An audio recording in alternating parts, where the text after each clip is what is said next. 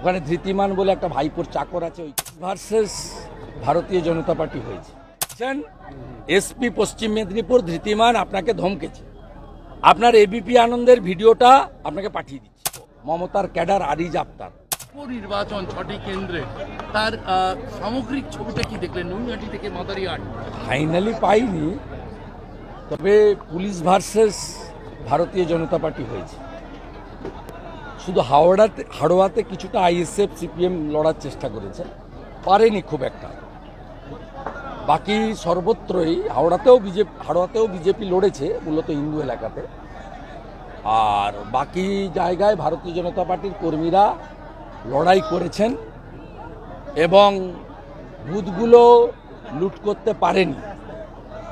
তবে যে কায়দাতে পুলিশ গতকাল বিকাল থেকে ভারতীয় জনতা পার্টির পোলিং এজেন্টদেরকে গ্রেপ্তার করা, ভয় দেখানো, চমকানো, থানায় বসিয়ে রাখা।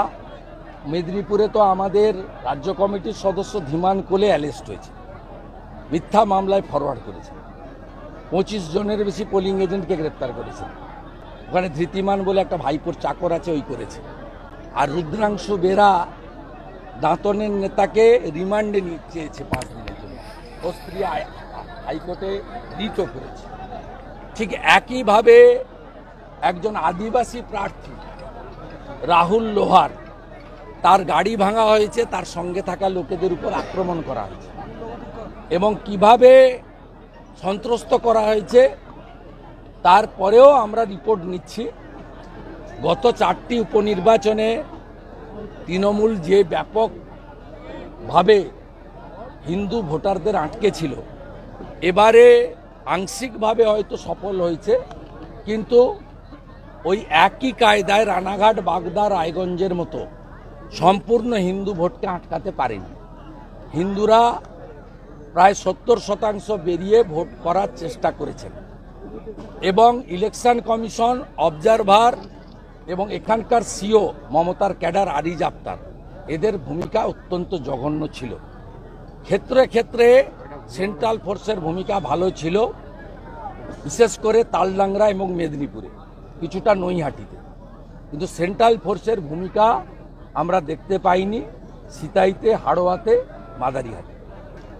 তাই সামগ্রিকভাবে এই জানকারিগুলো, ইনফরমেশনগুলো আমি আপনাদের দিচ্ছি, কিন্তু আসল নির্বাচনটা 26-এ হবে এবং 26-এর নির্বাচনে আমাদের রাষ্ট্রবাদী এবং সনাতনীদের কাছে গণতন্ত্রের ডু অর ডাই, আমরা সেটা করে দেখাবো। মানুষ যে অভিযোগ করেছেন বাড়ি ঘিরে রাখার বা গৃহবন্দী করে রাখার, কমিশন জানাচ্ছে সেক্টর অফিসার গিয়েছিলেন, কিউআরটি গেছিল। কখন গেছিল? আপনাদের রিপোর্টার অমিতাভ রথ এবিপি আনন্দের, ওর বাড়ি থেকে দেখিয়ে দিয়েছে এবং সে কারণে ধৃতিমান অমিতাভ রথকে ধমকেছে ফোন করে। আমি বলছি, আপনার রিপোর্টার বলবে না। আমি আপনার চ্যানেলকে বলছি, অমিতাভ রথের একটা ফোন ইন নিন, যে বিরোধী দলনেতা বলছেন এসপি পশ্চিম মেদিনীপুর ধৃতিমান আপনাকে ধমকেছে। আপনার এবিপি আনন্দের ভিডিওটা আপনাকে পাঠিয়ে দিচ্ছি। আর আমি যখন ভিডিও পোস্ট করি, বাড়ি ঘেরা ছিল রাজ্য পুলিশে। কমপ্লেন হওয়ার পরে ওই সেক্টর কিউআরটি, ওটা আরিজ আফতাবের কথা, তো মমতার একটা চাকর 31 ডিসেম্বর রিটায়ার করবে। ওই সিও অফিসে আমরা গিয়ে গঙ্গা জল আর গোবর জল দিয়ে পরিষ্কার করে আসবো, তারপরে মমতাকে একটা পোস্ট দিবে। ওই জন্য এসব আমি আপনাকে বলছি, পৃথিবীটা গোল, যা হিসাব এই জন্মে হয়ে যাবে, পরের জন্মে কিছু হবে না। আর একটা প্রবাদ বাক্য আছে, চিরদিন কাহারও সমান নাহি যায়। আজকে যারা বলছেন তাদের হিসাব ঠিক সময় জনগণই করে দেবে, জনগণই করে দেবে। গতকাল মাননীয় পিসি যখন উত্তরবঙ্গ থেকে নামবেন দমদমে, আপনি আপনার 4টে ক্যামেরা নিয়ে লেকটাউন, বাগুইহাটি, চিংড়িঘাটায় থাকবেন, দেখবেন কি ট্রাফিক থাকে। এই রাজ্যের পুরো ব্যবস্থাপনাটা, পুলিশের কাজটা হচ্ছে পিসি ভাইপোর সেবা করা। এখানে যেমন পুলকের ঘরে বাজার করে এখানকার এসে, আর যত গরু হাঁটিয়ে হাঁটিয়ে আনা হয় ঝাড়খণ্ড থেকে, সব গরুকে উলবেড়িয়ার ঘাট আর এখানে গাদিয়াড়ার ঘাটে এখান থেকে নৌকায় তুলে ওই ভাইপোর ডায়মন্ড হারবার দিয়ে গোসাবা হয়ে বাংলাদেশে বিক্রি করে। আর পুলিশ পার গরু 2000 টাকা করে তোলে।